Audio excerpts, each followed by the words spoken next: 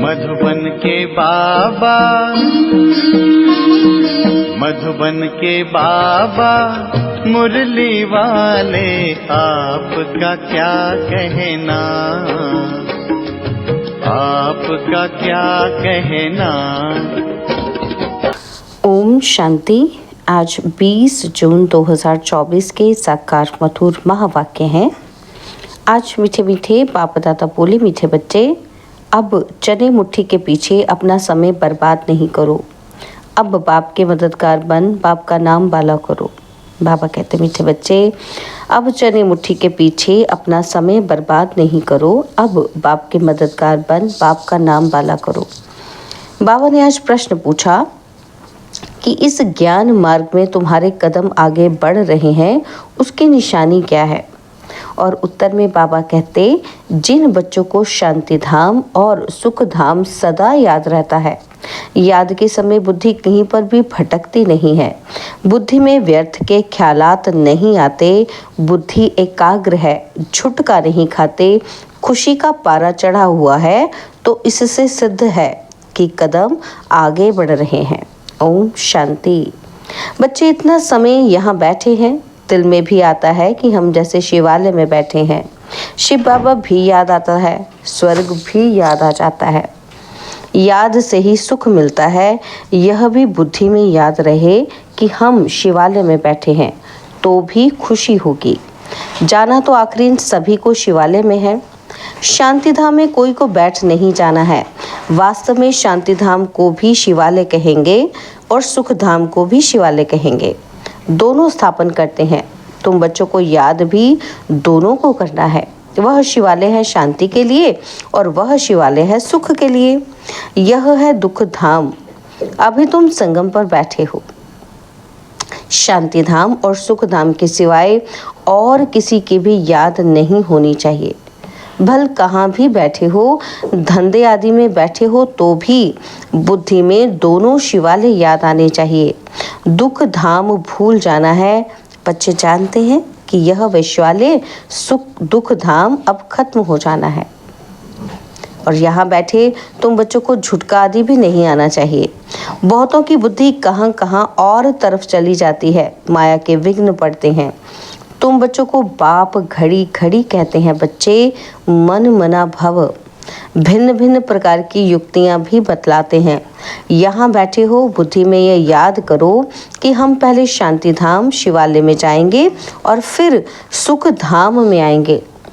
ऐसा याद करने से पाप कटते जाएंगे। जितना तुम याद करते हो उतना कदम बढ़ाते हो। यहाँ और कोई ख्यालात में नहीं बैठना चाहिए, नहीं तो तुम औरों को नुकसान पहुँचाते हो, फायदे के बदले और ही नुकसान करते हो। आगे जब बैठते थे तो सामने कोई को जांच करने के लिए बिठाया जाता था कि कौन झुटका खाते हैं और कौन आंखें बंद कर बैठते हैं, तो बड़ा खबरदार रहते थे। बाप भी देखते थे कि इनका बुद्धि योग कहाँ भटकता है, क्या यह झुटका खाते हैं क्या। ऐसे भी बहुत आते हैं जो कुछ भी समझते नहीं हैं। ब्राह्मणियां ले आती हैं। शिव बाबा के आगे बच्चे बड़े अच्छे होने चाहिए जो गफलत में नहीं रहें, क्योंकि ये कोई ऑर्डिनरी टीचर नहीं, बाप बैठ सिखलाते हैं। यहाँ बहुत सावधान होकर बैठना चाहिए। बाबा 15 मिनट शांति में बिठाते हैं, तुम तो घंटा 2 घंटा बैठते हो। सब तो महारथी नहीं हैं, जो कच्चे हैं उनको सावधान करना है। सावधान करने से सुजाग हो जाएंगे। जो याद में नहीं रहते, व्यर्थ ख्यालात चलाते रहते हैं, वह जैसे विघ्न डालते हैं, क्योंकि बुद्धि कहीं ना कहीं भटकती है। महारथी, घोड़े सवार, प्यादे सब बैठे हैं। बाबा आज विचार सागर मंथन करके आए थे। म्यूजियम में अथवा प्रदर्शनी में तुम बच्चे जो शिवालय, वेश्यालय और पुरुषोत्तम संगम युग तीनों ही बताते हो, ये बहुत अच्छा है समझाने के लिए। यह चित्र बहुत बड़े बड़े बनानी चाहिए। सबसे अच्छा बड़ा हॉल इनके लिए होना चाहिए जो मनुष्यों की बुद्धि में झट बैठे। बच्चों का विचार चलना चाहिए कि इसमें हम इम्प्रूवमेंट कैसे लाएं।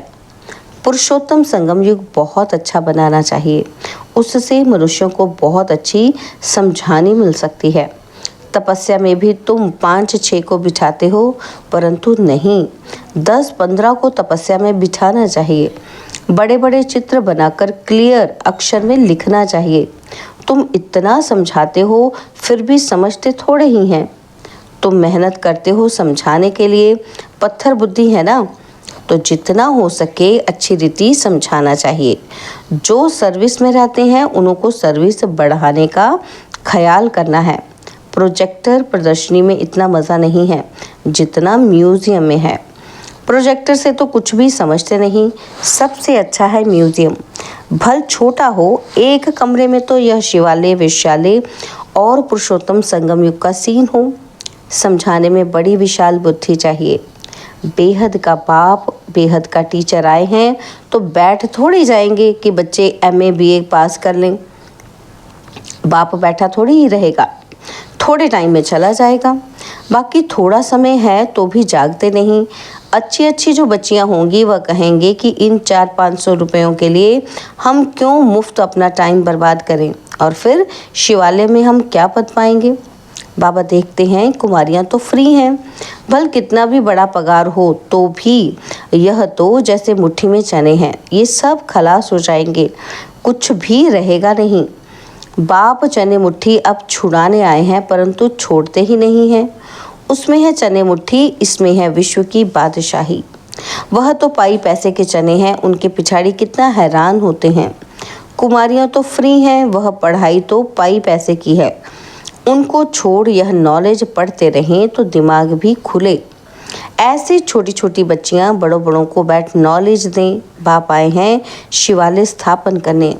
यह तो जानते हैं कि यहाँ का सब कुछ मिट्टी में मिल जाना है, यह चने भी नसीब में नहीं आएंगे। किसी की मुट्ठी में 5 चने अर्थात 5 लाख होंगे, वह भी खत्म हो जाएंगे। अभी टाइम बहुत थोड़ा है।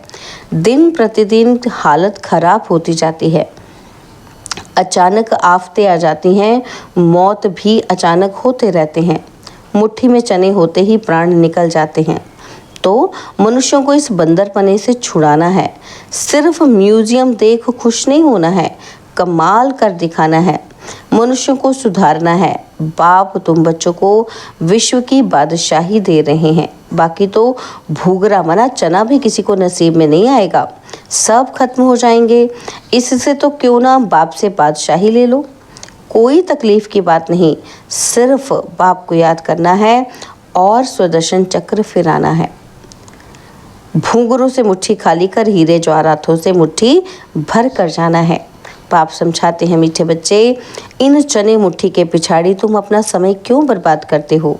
हाँ, कोई बुजुर्ग है, बाल बच्चे बहुत हैं तो उनको संभालना होता है। कुमारियों के लिए तो बहुत सहज है, कोई भी आए तो उनको समझाओ कि बाप हमको ये बादशाही देते हैं तो बादशाही लेनी चाहिए ना। अभी तुम्हारी मुट्ठी हीरों से भर रही है, बाकी और तो सब विनाश हो जाएंगे। बाप समझाते हैं, तुमने 63 जन्म पाप किए हैं। दूसरा पाप है बाप और देवताओं की ग्लानि करना। विकारी भी बने हैं और गाली भी दिया है। बाप की कितनी ग्लानि की है। बाप बच्चों को बैठ समझाते हैं, बच्चे टाइम नहीं गंवाना चाहिए। ऐसे नहीं कि बाबा हम याद नहीं कर सकते, बोलो बाबा हम अपने को आत्मा याद नहीं कर सकते, अपने को भूल जाते हैं। देह अभिमान में आना गोया अपने को भूलना। अपने को आत्मा याद नहीं कर सकते तो बाप को फिर कैसे याद करेंगे। बहुत बड़ी मंजिल है, सहज भी बहुत है। बाकी हाँ, माया का ऑपोजिशन होता है। मनुष्य गीता आदि भल पढ़ते हैं परंतु अर्थ कुछ भी नहीं समझते। भारत की है ही मुख्य गीता। हर एक धर्म का अपना अपना एक शास्त्र है।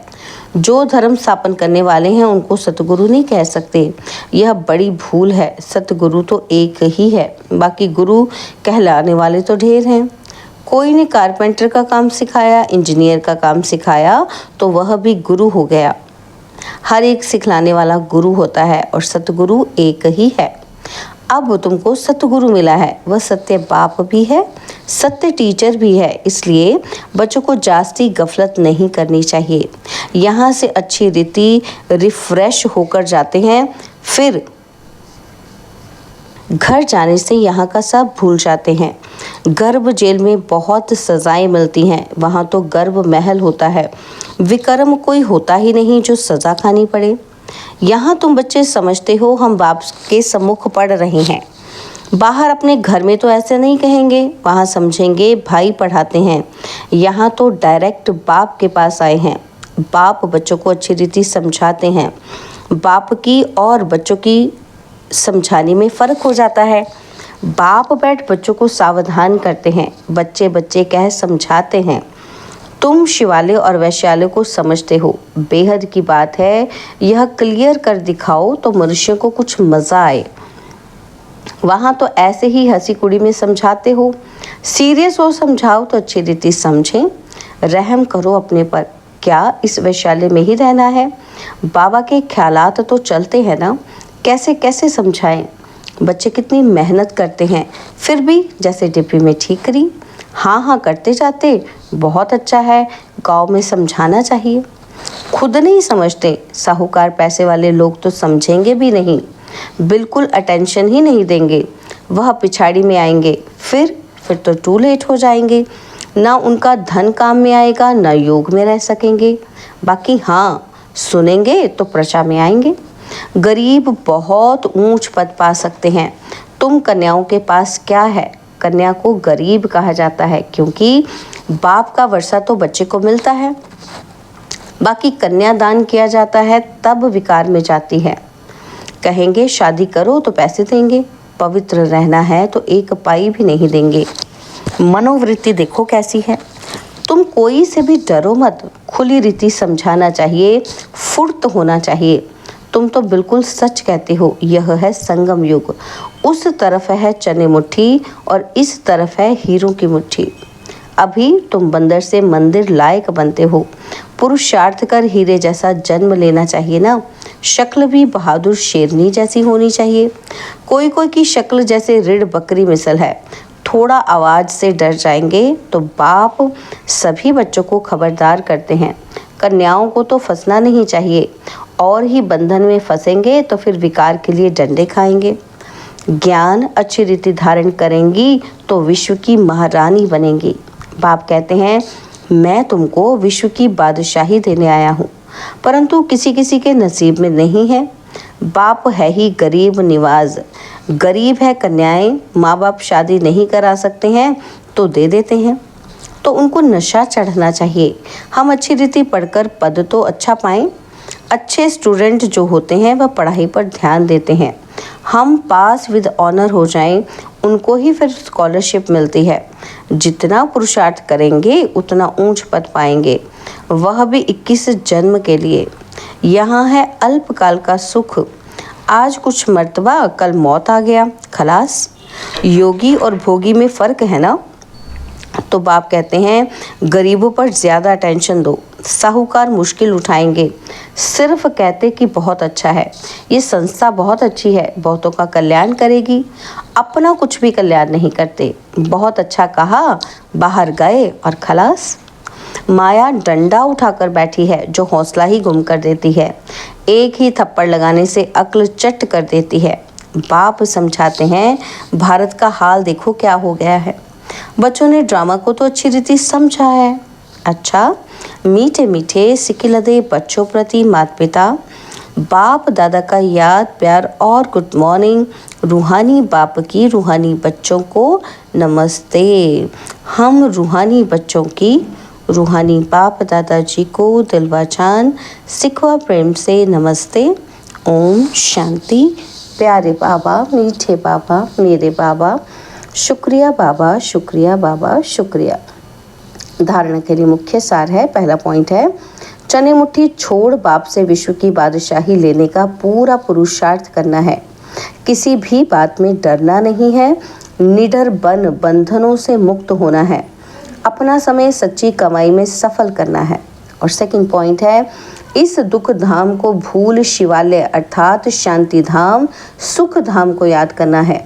माया के विघ्नों को जान उनसे सावधान रहना है। बाबा ने आज वरदान दिया कि गीता का पाठ पढ़ने और पढ़ाने वाले नष्टो मोहा स्मृति स्वरूप भव। गीता का पाठ पढ़ने और पढ़ाने वाले नष्ट मोह स्मृति स्वरूप भव। गीता ज्ञान का पहला पाठ है अशरीरी आत्मा बनो और अंतिम पाठ है नष्ट मोह स्मृति स्वरूप बनो। पहला पाठ है विधि और अंतिम पाठ है विधि से सिद्धि। तो हर समय पहले स्वयं ये पाठ पढ़ो, फिर औरों को पढ़ाओ। ऐसा श्रेष्ठ कर्म करके दिखाओ जो अपने श्रेष्ठ कर्मों को देख अन्य आत्माएं श्रेष्ठ कर्म करके अपने भाग्य की रेखा श्रेष्ठ बना सकें। स्लोगन है, परमात्मा स्नेह में समाये रहो तो मेहनत से मुक्त हो जाएंगे। परमात्मा स्नेह में समाये रहो तो मेहनत से मुक्त हो जाएंगे। ओम शांति। और अब यह एक बहुत अच्छी वीडियो भी ज़रूर देखें।